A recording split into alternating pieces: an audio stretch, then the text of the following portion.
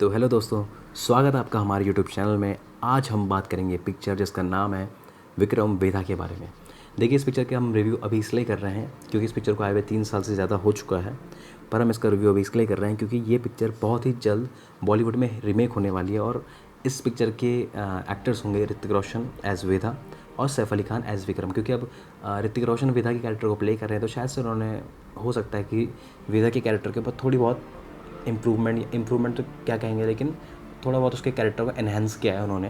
क्योंकि विक्रम वेधा मूवी में विक्रम और वेधा का कैरेक्टर लगभग इक्वली था, और इस पिक्चर में अगर वो ऋतिक रोशन को एज वेधा के कैरेक्टर में रख रहे हैं तो वो डेफिनेटली उसके कैरेक्टर में कुछ ना कुछ अपनी तरफ से चेंजमेंट करेंगे ही करेंगे। तो देखिए, अब बात करते हैं विक्रम वेधा मूवी के बारे में। विक्रम आदित्य को हम सब जानते हैं, तो जो विक्रम और बेताल की कहानी थी, उसी कहानी को आज के ज़माने के हिसाब से ढालकर उन्होंने विक्रम वेधा मूवी बनाई है। जैसे कि उस कहानी में होता था कि बेताल विक्रम आदित्य से सवाल पूछता था और उनको पहेलियों में फंसाता था अपनी, और उनसे पूछता था कि अगर तुम इस जगह में इस तरह से फंसोगे तो तुम क्या करते या तुम क्या करोगे। तो सेम उसी तरह की चीज़ें इस पिक्चर में भी हो रही हैं।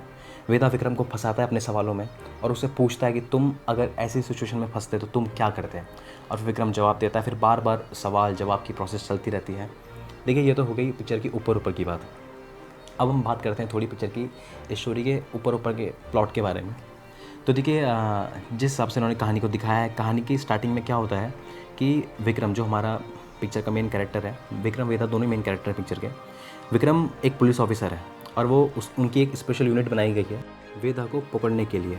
फिर उसके बाद उनको कहीं से पता चलता है कि वेदा किसी जगह में आ रखा है, तो उसका इनकाउंटर करने के लिए वो सभी के सभी अपनी यूनिट के साथ वहाँ जाकर हमला कर देते हैं। तभी जैसे वो वहाँ जाते हैं तो उनको दिखता है कि वहाँ पे वेदा के काफ़ी सारे आदमी हैं, तो वो वहाँ पे फायरिंग स्टार्ट हो जाती है उनके और दुश्मनों के बीच में। तो उसी दौरान विक्रम का एक साथी रहता है जिसका नाम रहता है साइमन। तो विक्रम अपने साथी साइमन को दिखता है कि एक एक लड़के के सामने आकर साइमन सिर्फ बंदूक पकड़ के खड़ा रहता है, ऐसे जैसे कि वो उसे गोली चलाने में कतरा रहा हो। तो विक्रम देखता है उसकी तरफ, और विक्रम इससे पहले कि वो आगे वाला उसे मार दे, विक्रम गोली मार देता है उसको।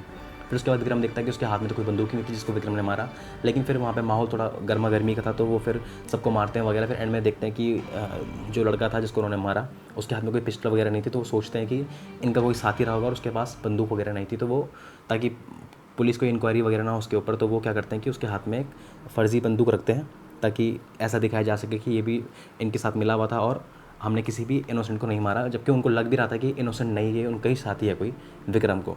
फिर इसके बाद हम देखते हैं कि विक्रम और उसके साथी आपस में अपने ऑफिस में आते हैं और वह सब एक दूसरे के साथ मजाक मस्ती वगैरह करते रहते हैं।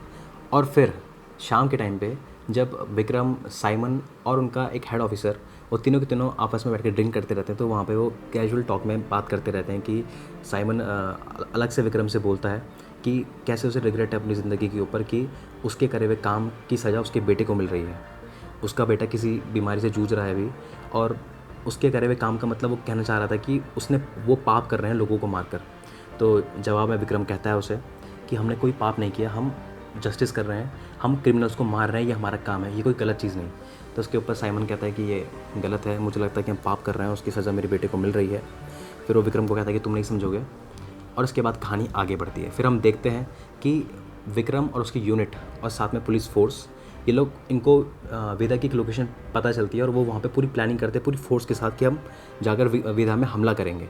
तो जैसे वो अपनी पूरी फोर्स तैयार करते रहते हैं, तभी अचानक से हम देखते हैं कि एक इंसान, एक अनजान सा इंसान पूरी पुलिस फोर्स के बीच में से चलकर आता है पुलिस स्टेशन के अंदर, और वो सबके सामने विक्रम के ऊपर बंदूक तान देता है। और जैसे कैमरा एंगल उसके मुंह पे घूमता है तो हम देखते हैं कि वो इंसान और कोई नहीं, वो वेदा का कैरेक्टर है। और उसके बाद वेदा अपनी बंदूक गिरा देता है और वहीं पे उनके सामने सरेंडर कर देता है। ये देखकर सबके सब शॉक हो जाते हैं, क्योंकि वो जिसको मारने का प्लान कर रहे थे वो खुद आकर उनके सामने उसने सरेंडर कर दिया। फिर उसके बाद वो वेदा को अंदर बैठाते हैं, फिर उसके बाद उससे पूछताछ करते हैं, तो वेदा किसी के भी सवालों का जवाब नहीं देता। फिर एक के बाद एक पुलिस ऑफिसर बदलते रहते हैं, सबके सब अपने अपने तरीके आजमाते हैं वेदा के ऊपर, लेकिन वेदा किसी के भी सवालों का जवाब नहीं देता। फिर उसके बाद विक्रम वहाँ जाता है, और विक्रम वहाँ जाके जो उसकी रिकॉर्डिंग होती रहती है वेदा की, वो उस रिकॉर्डिंग को सब कुछ बंद कर देता, तब वेदा से बात करता है। तो जैसे विक्रम वेदा से बात करना शुरू करता है, तभी वेदा उसके सामने हंसता है और बोलना शुरू करता है। तो ये देखकर सबके सब शॉक हो जाते हैं, और विक्रम भी, कि वेदा सिर्फ विक्रम से बात कर रहा है। और उसके बाद फिर उनके बीच में बातचीत होती है, तो वेदा उसे बोलता है कि क्या मैं आपको एक कहानी सुनाऊँ? तो फिर विक्रम बोलता चल सुना दे कहानी। तो शुरुआत होती है यहाँ से पिक्चर की। वेदा बताता है कि क्यों उसने क्राइम वगैरह किया, क्या क्या वजहें थी उसकी, और उसी के साथ साथ वो विक्रम से भी सवाल पूछता है कि आप होते तो आप क्या करते, किस तरह से करते, इन तरह की चीज़ें। और मेरा यकीन मानिए आपको वो सवाल और वो कहानियाँ भी देखने में बहुत ज़्यादा मज़ा आएगा। वो कोई ऐसी कहानी नहीं कि वो कोई बेचारा था, उसकी ज़िंदगी में ऐसा हुआ तो वो ये बन गया, ऐसा हुआ तो वो बन गया। सब कुछ क्लियर है, सब कुछ साफ साफ है कि वो चाहता था करना तो उसने सब किया, लेकिन किस किस तरह से क्या क्या चीज़ें हुई वो उन कहानियों में बता रहा है। और वो विक्रम से भी पूछता है कि अगर आप मेरी जगह होते तो आप क्या करते, और विक्रम उसका जवाब देता भी है। और इसके बाद कहानी में कैसे अप्स एंड डाउन आते हैं वो आपको सब कुछ देखने में बहुत ही ज़्यादा मज़ा आएगा। और जैसे विक्रमादित्य की कहानी थी उसी तरह की स्टोरी ये भी है। और आपको पिक्चर में स्टार्टिंग में काफ़ी सारे हिंट भी मिल जाएंगे, मैं आपको पहले से बता रहा हूँ। बस मेन चीज़ ये कि अगर आप उन हिंट को पकड़ लेते हैं तो आपको काफ़ी सारी चीज़ें पता चल जाएंगी, पर मैं आपको श्योरिटी देता हूँ कि आप लोग वो हिंट नहीं पकड़ पाओगे।